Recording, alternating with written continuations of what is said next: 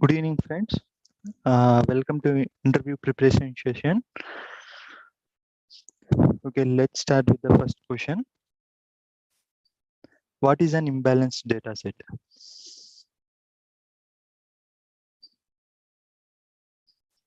I will be giving you 2 minutes for responding. You can respond in chat window.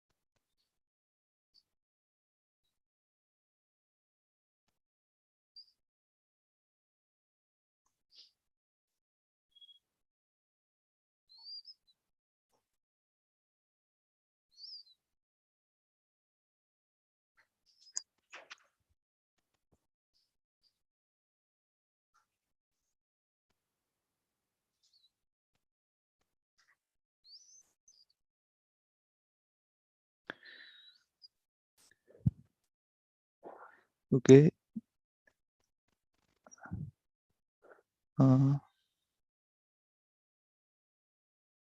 I'm getting responses. I got 3 responses. Shalini, you are correct, Shalini. Unequal distribution. Okay, let me clear. Imbalance. What is an imbalanced data set? A data set with an unequal class distribution. If you see what it means, unequal class distribution, it is technically imbalanced. Means how what the unequal class distribution means. If you consider a problem which is having like let's take an example of cancer patient. Okay, if you take a cancer patient problem, what happens in the cancer patient problem? We have to predict whether it is an whether the person is having a cancer or not. If the data set, if you have an 100 data set, if you have an 100 data set, in that 100 data set, only 10 data sets are having out as an is having a cancer, and remaining 90% of the data set 90% of the data set says he don't have cancer. Means we data set is saying it is having each which is having no cancer. So what happens here, the data is not balanced. Means if we have 50 percentage of, means if we have 50% of data set which is having cancer and 50% of data is not having cancer, then it is a balanced data set. Here what we say, 90% of the data is 90% of the data is having not cancer and 10% of the data is having cancer. Then what if we train this type of data? What happens? The biasing will be happen for the model, and while predicting it, there is a chance of saying not having cancer. Even though he has a cancer, there is a chance of telling it as a he is not having a cancer. So this is if it is data set is this type, it it is not we can say it as an imbalanced data set. Am I clear, guys?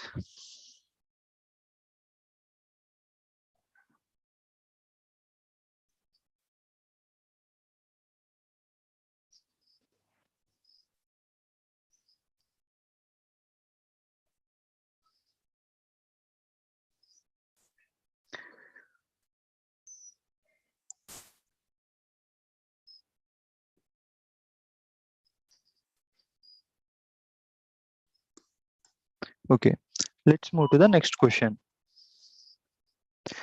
What is upsampling and downsampling with example? First you answer why we should do upsampling and downsampling.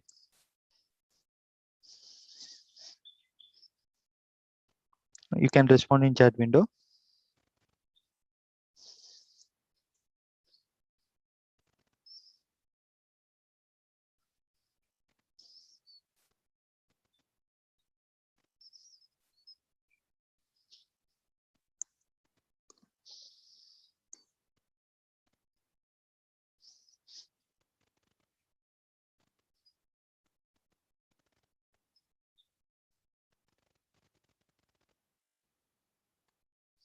Okay. Mainly, why we do upsampling and downsampling? For what purpose we are doing upsampling and downsampling means, if we have an imbalanced dataset, what previous question what I had told, in that one we talked about imbalanced dataset. If we have imbalanced dataset, we can't do modeling, right? If we have imbalanced dataset, then we have to make it a balanced dataset. In order to do the balancing of the dataset, uh, we will do upsampling and downsampling. Then what is upsampling means? What is upsampling means? In the upsampling process, what we are doing means, I said we in the last problem, in the last I gave an example of cancer. In the cancer problem, what I said, we have a data set which is having we have a data set which is having 90% of not non-cancerous and 10% only 10% we have uh, data set which we have cancers. So we can't train this, right? In order to train this one, we are doing upsampling. What upsampling we will do in here, whatever this 10% data we have, for this 10% data, we will start generating duplicates. We will generate duplicates such that this is a majority class. Here this is a majority class, it is a minority class. Whatever the minority classes are there, we will generate the duplicate such that whole this data set should become balanced. In order to become that data set balance, if we have this 90%, 90, consider it now not a percentage, it's a 90.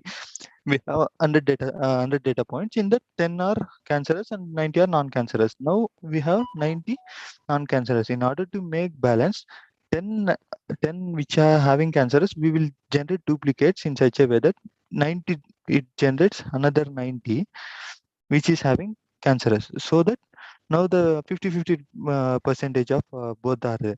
Now we can use this for this is what we can use for training the model. This is called as subsampling. Here what we are doing, minority class, whatever the minority class data set we have, that we are doing randomly duplicating these variables. Here you can see we are randomly duplicating the observations from the minority class. From the minority class, the process then what happens, almost same means, not I'm not exactly, we need not to be same number. It is almost, if we have almost equal, then means then it is balanced data set. This is how we do upsampling. This, when we do upsampling, if we have a less data set, if you have less means, if you have a huge data means, if you have data something like 300 or 400, if you do upsampling, what happens, it increases, size of the data increases. But we have one more option, downsampling. When we are going to do downsampling, if we, here in downsampling, what we will do means, this 90 is there, right? In that 90 we randomly pick few data points and we will make it equal to 10 10 10. Means this is 10 and that is 10. See, if we have only 100 points, if you are making 10 and 10, then it is reducing the size. But what happens, it is, if you have less data, if you train the model, it will be difficult. So when we have a huge data set, we have a enormous of data, then we can do downsampling. Here what we'll do, we will do majority class. In the majority class, whatever we are having majority class, from that majority class we will be randomly randomly removing the observations, or what we say, in 90 we are randomly removing 80 observations, so that we can make it into 10 10. Now it is a 50% 50%, both are balanced. This is how we can do downsampling. Am I clear?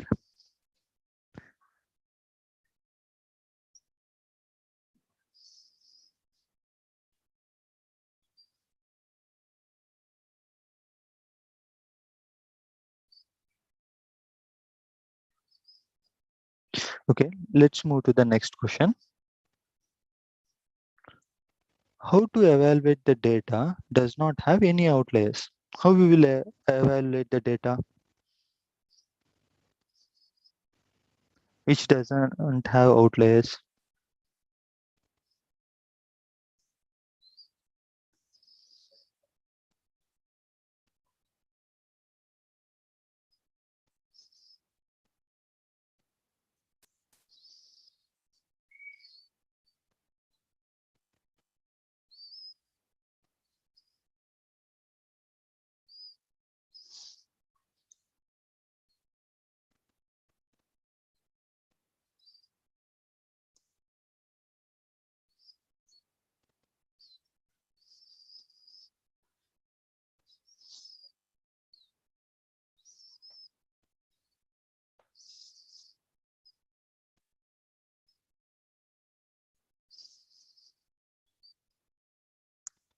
Yes, box plot. We can use box plot. Then only box plot.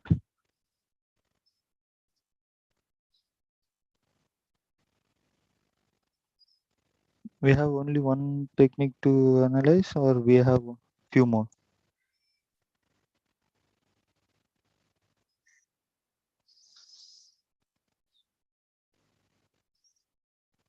Yeah, even scatter plot we can use.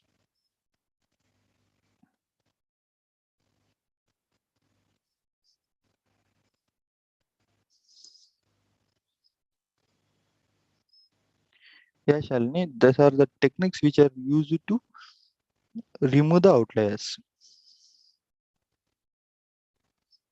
Yeah, okay, let's go to the solution. In order to find out the outliers, we have majorly we have box plot as well as scatter plot. What the box plot gives? Box plot is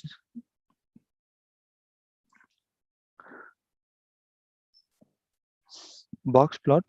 Here, this is if you draw this as a box plot, we will be having an interquartile region, we will be having a median, and we will be having a, this is a upper viscous, lower viscous, this is a median, it is lower quartile region, it is upper quartile region.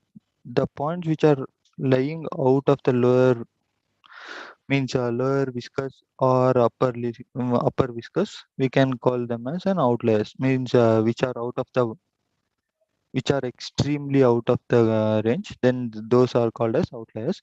By plotting the box plot, we can find the outliers. This is one technique. And second one technique, these are graphical techniques. Second one is scatter plot. Scatter plot, how we will be having, if you have a this like this, it is a scatter plot. In the scatter plot, if you have a data point something like this, if all the data points are means you consider all the data points are inside this round which I had drawn. All the points are here, and few points which are here, somewhere here. All the points whatever are there are here. If these all are uh, good good data points, and whatever which are having the far away from the and the location where they are placed, then this can be considered as an outliers. This is how we can analyze the graphs for a scatter plot. And even we can use by standard deviation also we can identify the this one outliers. In how means, in standard deviation we will be, if you have this one, if you have plotted this one, if it is normally distributed, we will be considering like this: 1 sigma, 2 sigma, and 3 sigma. Sigma 1 sigma, 2 sigma, and 3 sigma. Like that, if we have 3 sigma, here in the first 1 sigma we will be having approximately 68%, and for 2 sigma we will be having somewhat like 95% inside the means data points present if the data is normally distributed. Yes, 68, sorry. Here 68, here 95, within 95 range. Within this 3 sigma we will be having almost 99% of the data will be present within the 3 sigma. So if the data points which are lying out of the 3 sigma range, then they can also be considered as an outliers. Okay, am I clear? Okay, next question. What do you do if they are outliers? What are the procedures we can do for removing outliers?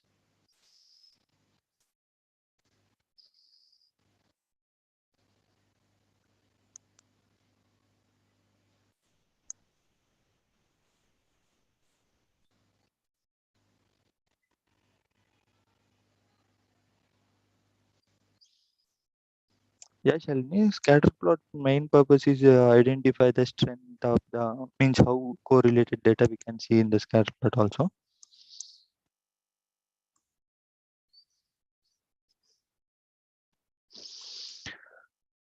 What do you do if there are outliers? Means what are the procedures we can follow to remove the outliers? techniques.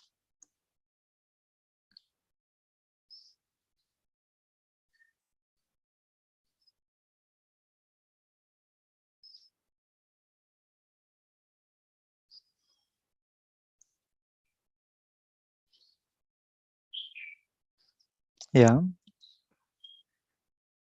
we can do initialization, trimming, everything we can do. Uh, Whatever the techniques you are told, swapping, trimming, these all the techniques which are used to remove the outliers.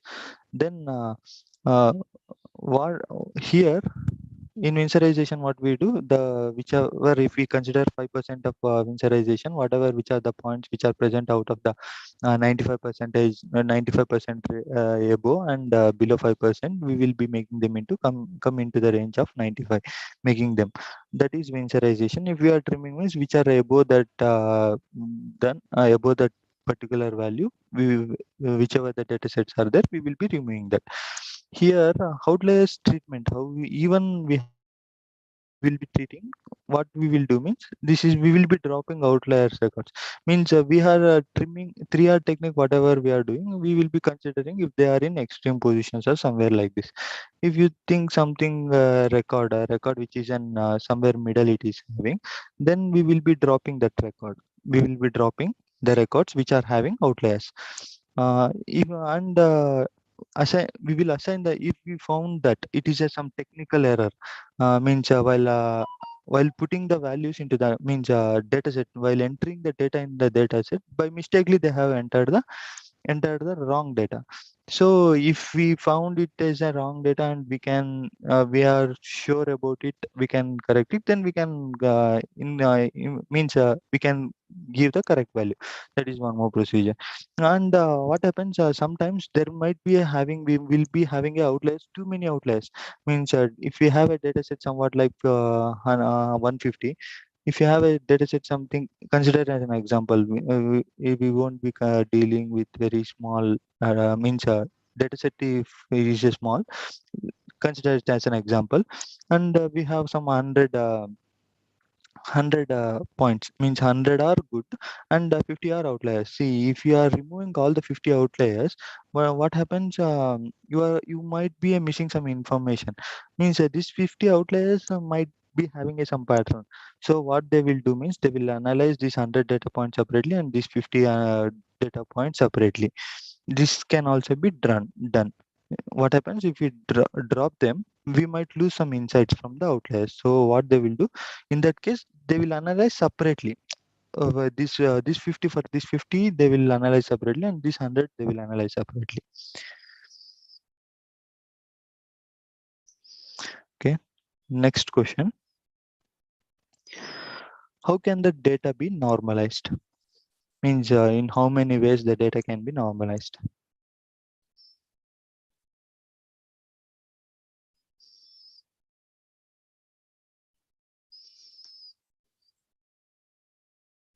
I will be giving you 2 more minutes to respond in chat window.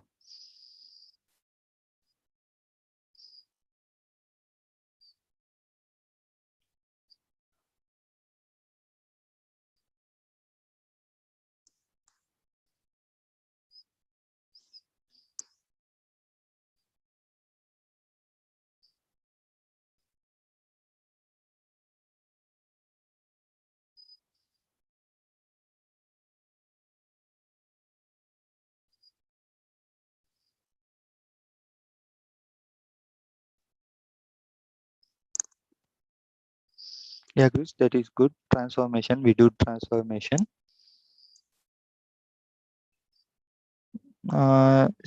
Supraja, we don't do one hot encoding. Uh,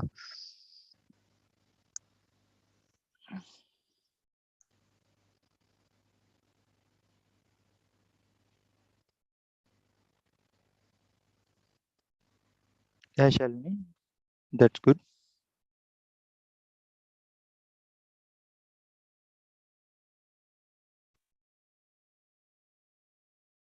Yeah, Ipshita, even we do normalization and standardization. Yeah, Bijit, we rescale to 0 and 1. Yeah, okay. I got good response. I will be going to the solution. The majorly what we are doing is we will be doing transformation. Transformation. What the transformation is? Sorry. Transformation. What the transformation means? If you see, just for linear regression, if you consider a linear regression, your data set is somewhat here. If it is somewhat something like this, your linear regression, you will be doing something like this. This is not normally distributed. If you see that, if you see the data, if the data is not normally distributed, then what you will be doing? You will be doing transformation. Usually, if you have a left skewed, if the data set is left skewed, then what we are going to do means we will be uh, left. If it is a left skewed, we will be doing log. We will be doing log. We will be applying log. Sorry.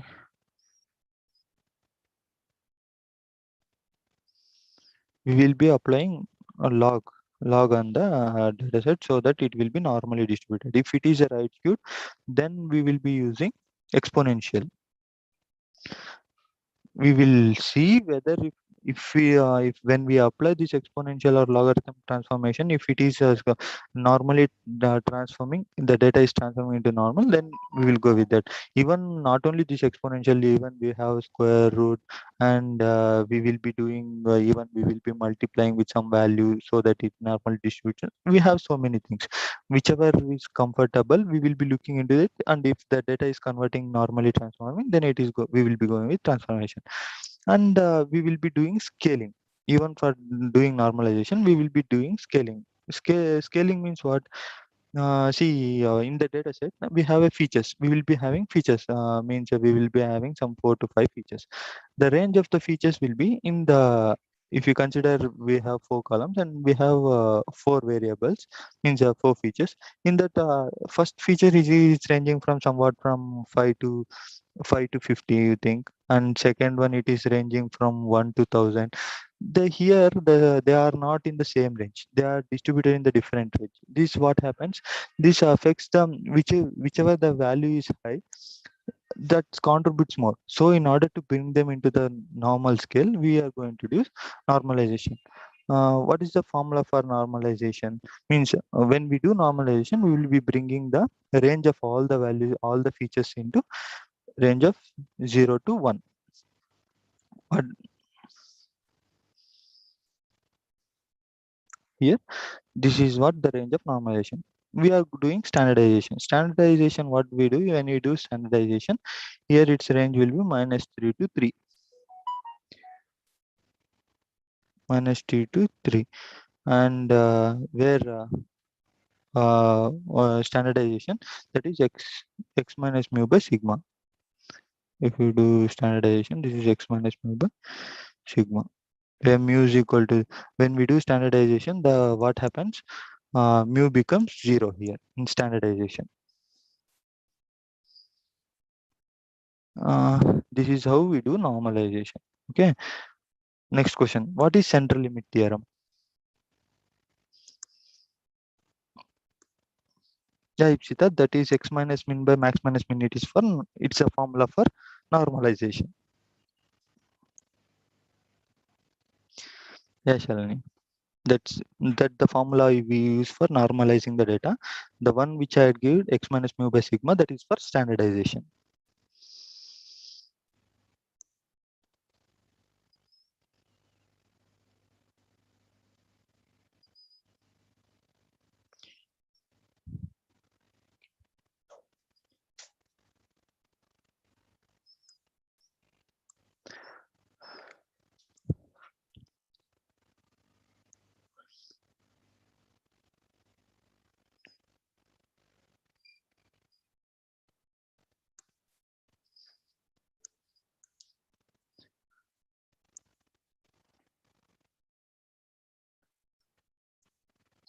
Okay. Till now I had not got any response. Okay, I will be moving to the solution. Okay, distribution of, yeah, Abhijit, yeah, distribution of sample, but what the rule says. Okay, let me say, if you have some population, the main thing of this central limit theorem is sample size. The sample size, if you have a sample size greater than the 30, greater than 30, if the sample size is greater than 30, then what happens? The sample can be said to be normally distributed, so that when it is normally distributed, the average of the sample mean will be equal to the population mean. See, I will tell you, consider you have some population. You have a population of size something like 1,000. Then if you select, if you select a data point somewhat like uh, some data point something like 30, more than 30 means you are selecting some 50. You think you have selected some sample size of 50. This 50 you should select from this 1,000 randomly. You should not pick from initial and last, like not like that. You are picking some 50 random samples. Then this 50 samples, it is satisfies the condition which is greater than 30. Then the mean, whatever the mean you are calculating for this sample, will be equal to the mean of this population. And this data set is normally distributed. This is what the central limit theorem states. Okay, and one more condition is there. While whenever we are taking the sample, sample size of the sample, it it's preferably we should take minimum 10% of the population. That is good. It would be a good idea if we take that much.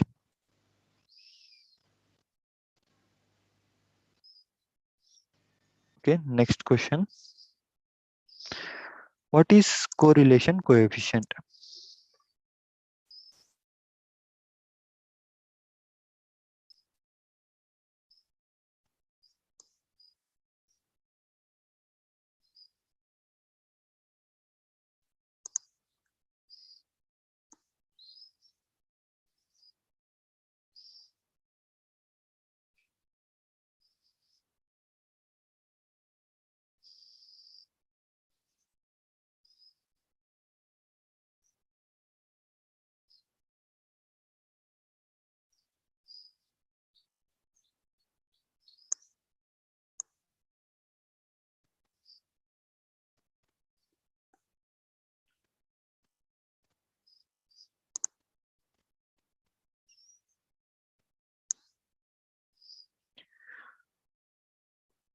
I will be giving 1 more minute for you to respond.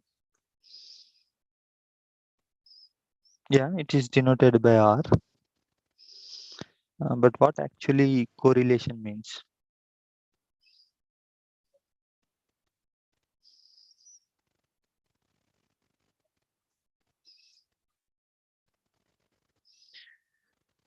Yeah, Abhijit, that's correct.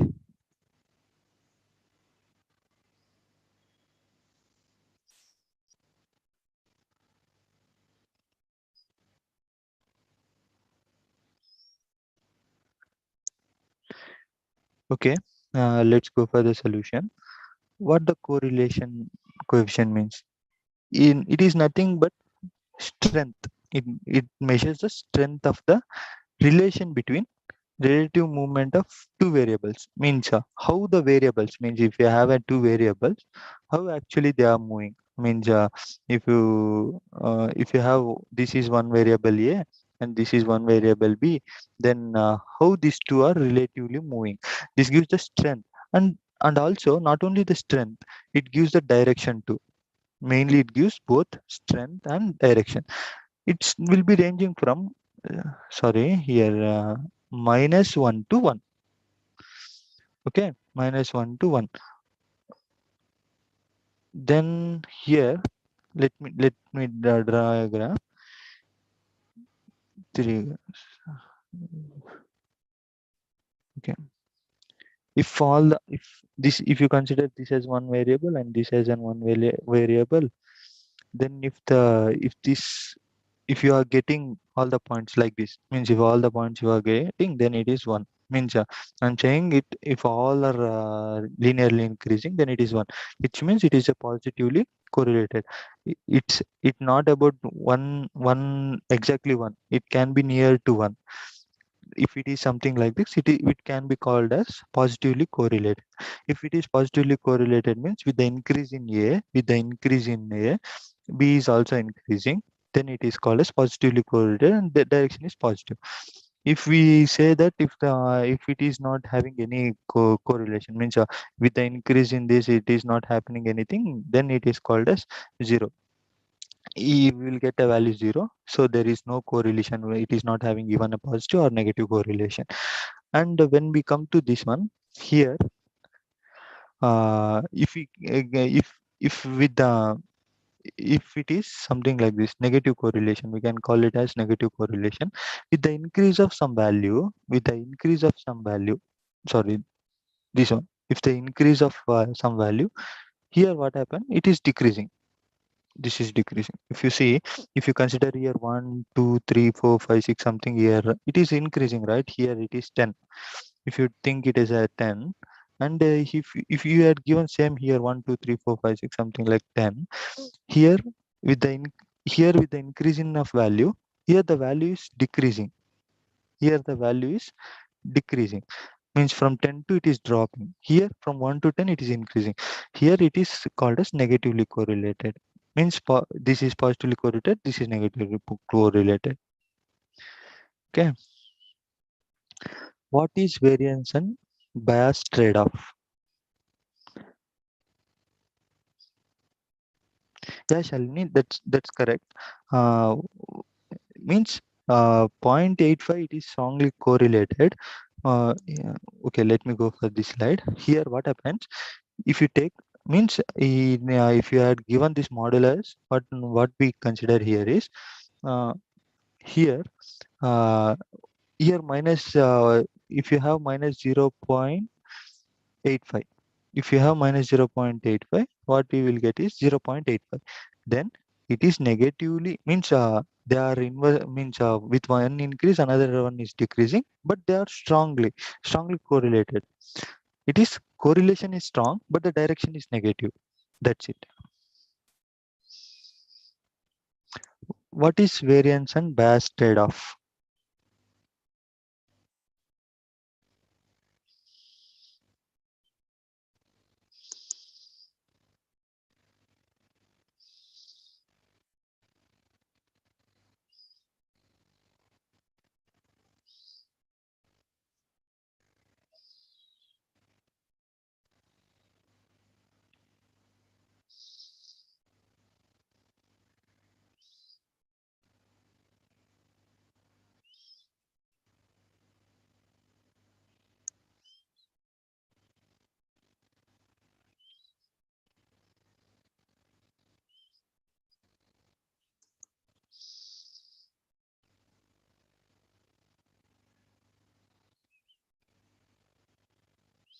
Yeah, it was somewhat correct.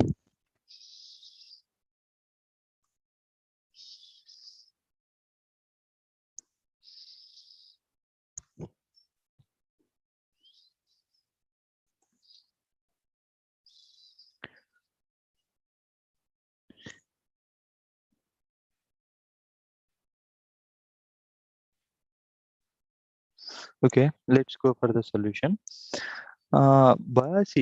Bias means what is the difference, means the difference whatever we are getting between the expected, means whatever we are predicting, or expected average prediction, whatever we're predicting, to the exact value, means what the true value. This is a bias. For if you imagine, means if you are building a model, then what happens if for a different data set, while we are evaluating, means when we are finally evaluating the model, what happens what happens when one model, by collecting the different data set, after when we are going for the evaluation, you may end up with different predictions, means same predictions you won't be getting. Means the model might not be means exactly fitted for that data set. This thing may happen even in the variance. It is also an variability of a model prediction for a given data point can build a multiple times, model built multiple times. This variance is how much the prediction of a given point differs, means here differs between the realization of the model. Here I can explain you clearly, because in the textual, if I am explaining, you might get confused here. Okay, this would be a better for you to explain. See, whatever the points you are taking, whatever the points, whenever you are predicting, actually it should predict here. Means no, whatever the points, true points are present here. But if if your model is predicting somewhere here, means if your model is low variance, which is having low variance and high bias, then it leads to underfitting problem. It leads to underfitting problem. If your model is having high biased and high variance, means here you variance, when the high variance, you can see the output prediction output, whatever the prediction is coming, it is not at the means it is varying, it is spreading a lot. But here low variance, it is not spreading, which is consistent, means consistent we are getting. Here we are not getting consistent. And actually it should predict here, but it is predicting somewhere here. So when we have high variance and high bias, this lead to this problem. But when we have low bias and high variance, means see, bias also low, means here what happening, here variance is high, it is spreading high, but bias true points, it is coming here, it is coming inside the target itself, it is coming inside the target, but it is not it is having high variance. So this leads to overfitting. What happens if you calculate the error, if you calculate the error for the predicted model, if you are getting for a training model, if it is giving high accuracy, and for testing, if it is giving low accuracy, means then we can calculate in testing, if it gets high accuracy, and while training, if it gets high accuracy, and testing, if it get low accuracy, then it is called as overfitting. Then if in training and testing, if it is giving a bad results, then it's a problem. Here when we have low bias and low variance, then the model will predict the good good results, we will get a good results, as well as means here variance is low and as well as the bias is low, so we will get accurate results. Okay, let's go to the next question. What is linear regression algorithm?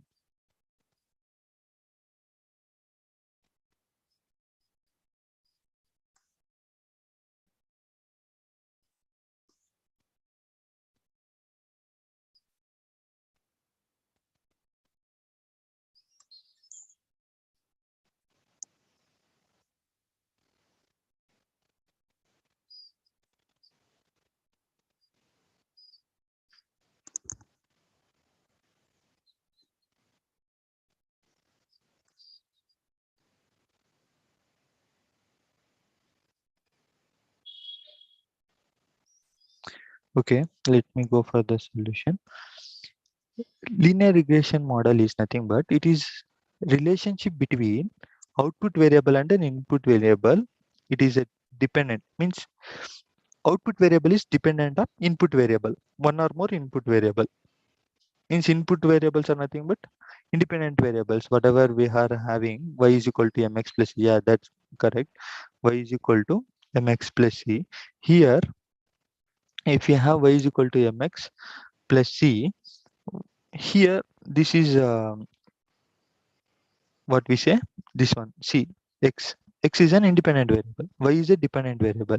Y is dependent on x. How the x changes, y also changes. Here m is called as slope and c is called as intercept. If you have something like this, if you have here, if you have a data point, then what we do in the linear regression, we will try to fit a linear regression model line such that it passes through it line which passes through most of the points. Then this is what the linear regression. Here what we are getting here, this is the intercept, the C, and whatever the slope we calculate here, what the slope here, this is the slope M. This is for X, this is the X, and this is Y.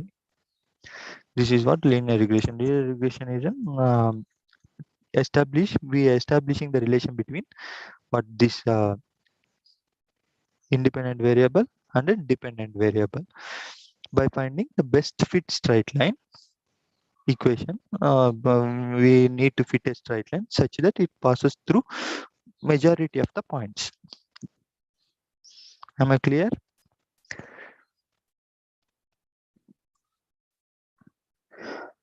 List of the assumptions of linear regression algorithms.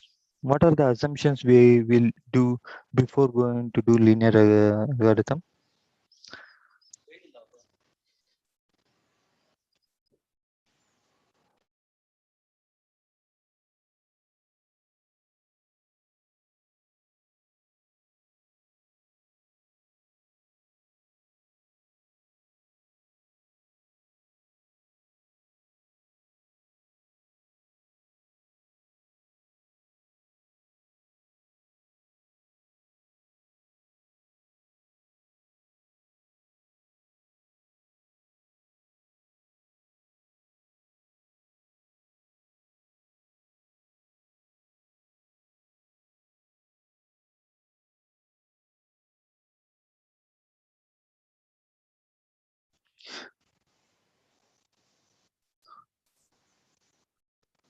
Okay. Uh, Here we whatever the assumptions which we are doing here is the relation whatever we are considering, it should be linear. Linearity should be having linear, means the relation between the features, means whatever the variables we are having and the target whatever we are having, it should be linear. There should be a linear and homoscedasticity. Homoscedasticity means variance within the features will be there, right? It should be variance should be constant, it should not be varying. If you think, if I say, if we have a data set, if it is all the points, if we are going in this pattern, and means which are equally distributed here only within these 2 points, it is distributing. You think this as a bound and it is distributing commonly everywhere consistently if it is spreading. If you think if the data points are spreading like somewhat like this, see here all the points are merging, but when it going farther, what it is having here, the variance is not consistent, it is variance is more. So it leads to a problem called heteroscedasticity. So our we assume that the data points are homoscedasticity. Okay. Multicollinearity. What is multicollinearity? Here multicollinearity means if you have in features, means if you have feature A and B, there should be a correlation. Means correlation. Here in this assumption we consider there is no correlation between the features. No correlation. Multicollinear means from features to features to feature, there is no correlation. We will be assuming like that. If there is a correlation, then it's a problem. Here it affects everything, right? So means if we have equation y is equal to beta 1 of x1, beta 2 x2, then if x1 is changing, x2 also changes if you have collinearity between the variables. So yeah, even line independent normality equally, yeah, that is also correct. We follow line assumption. Okay. Then independency, what? Observations are independent, means what? That is what we don't have correlation between the these independent variables each other. Okay. Let's go to the next question.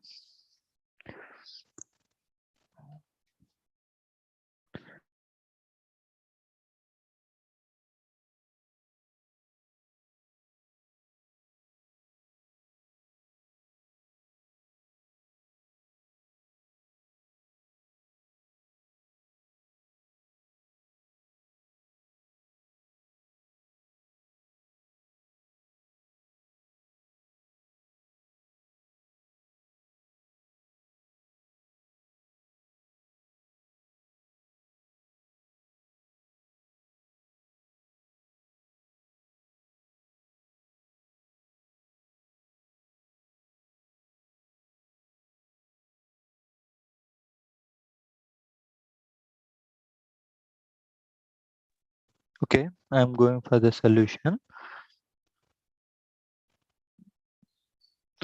Here, for usually to evaluate the regression models, we are using mean absolute error.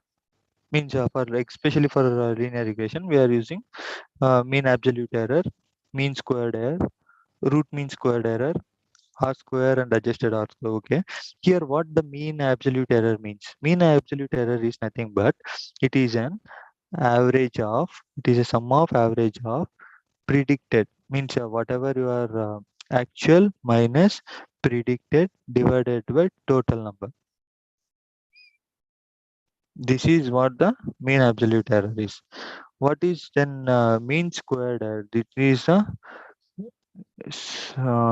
sum of, means it's an average of predict actual square minus predicted square divided by number of data points. That is mean squared error. What is root mean squared error? Root mean square is root of root, means here root mean of squared error. Same. This is what we have. We will be putting inside the root. Then it is called as root mean square. What is r squared? R squared is nothing but here we are calculating r square.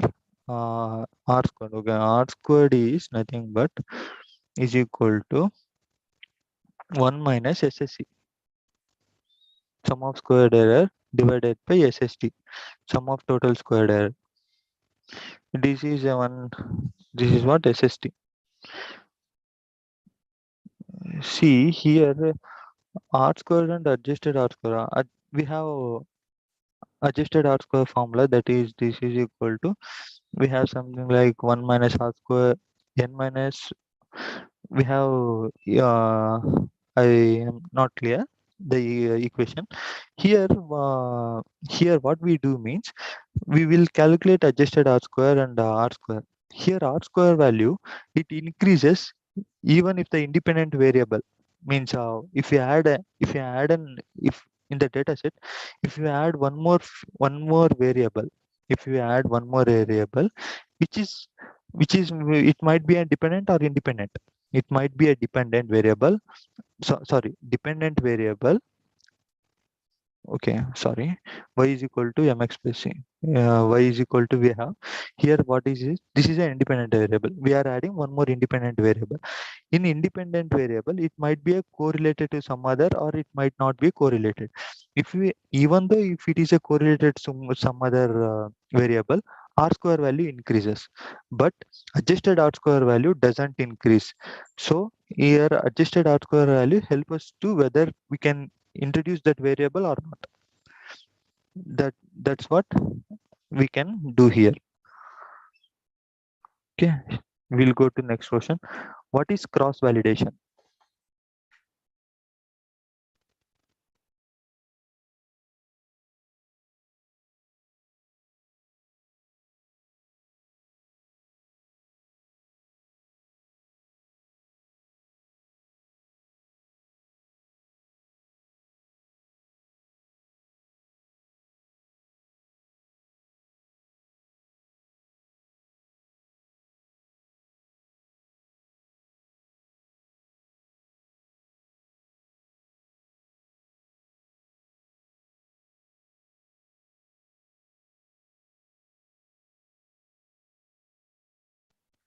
Okay, I will be going to the solution.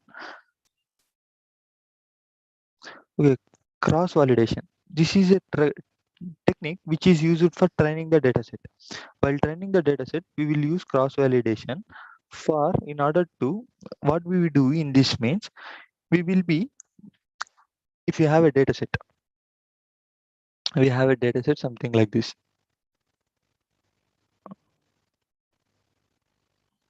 If we have dataset something like this, then what we will do, we will make the subset of dataset and then evaluate the subset of the dataset.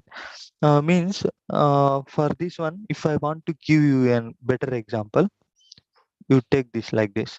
You have a dataset, we will be whatever the k fold. K fold means what the value you are giving for the k. Means if you are giving a value 5, something like that, your dataset will be splitted into five parts. Okay. In that one, what we do means, in the first time when it is training, it use first four for training and last one for validation. Okay, first time, and it notes the error. And second time, what it does, in the second time, it will be using next four, means it will be skipping first one and it will be using next four for training and first one for validation. And like this, it happens 5 times, so that every subset, means this whatever these subsets we had done, next time what does, this uses this for validation and other four for training. Like that, it calculates the error and the average of the error is taken.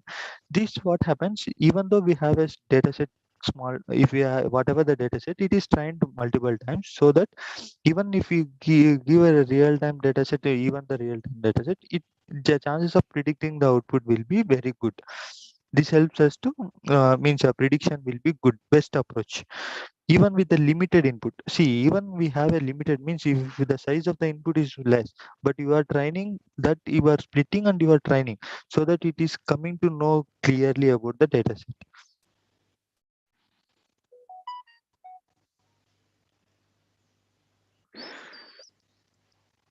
Okay, what is an epoch? Means in neural network, this question is related to neural network. Okay,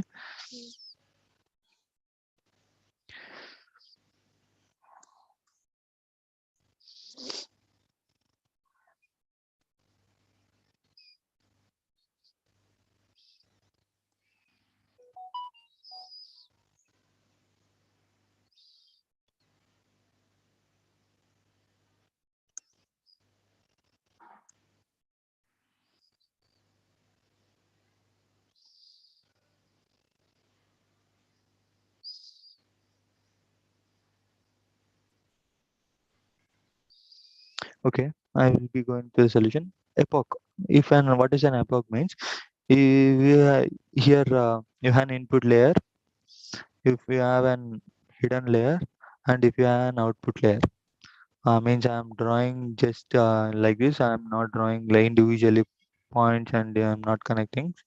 Okay, once whatever the data set we have, means data, whatever the data we have, when it moves completely, whole data moves from input to output and comes back, means back propagation. Even once if the data moves forward, passes forward and backward through the neural network, through the neural network, then it is called as one epoch. Okay, that is called as one epoch. This is what the epoch means. What happens in neural network, when we are training neural network, if we train for one time, if the data moves in for one and comes out, it will predict something. If the prediction, whatever the prediction is done, if you calculate an error, there will be a somewhat error. So then in the next time, the error is rectified in the backward propagation. So when we do one epoch, means consider just an example. If you do one epoch, the model whatever you are getting will be an underfitting model. Whenever you increase a number of epochs, one means if you are increasing epochs from one to many, if you are increasing, then it starts learning the things whatever it is having in the dataset. This leads to then whichever the model which was underfitting, it goes to optimal. In some epochs it goes to some optimum value. If the epoch value increase too many, means if the epochs, means we will be defining how many number of epochs it should go. If the epoch value is too much, then what happens, after reaching optimal value, it will be moving forward and it will be going to overfitting problem, overfitting issue we might happen. So epoch is an what, this is an extra information what I am told. Epoch is just, if you want to know what is an epoch, epoch is what, the data set, complete data set. If it moves one time, means moves from forward and backward, whole data set inside a neural network, then it is called as an epoch. Okay, guys, am I clear?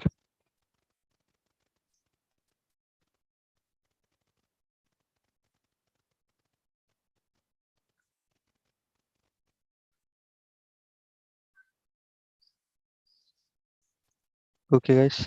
Thank you. Uh, it's fine. Thank you for attending the interview preparation session. Thank you all.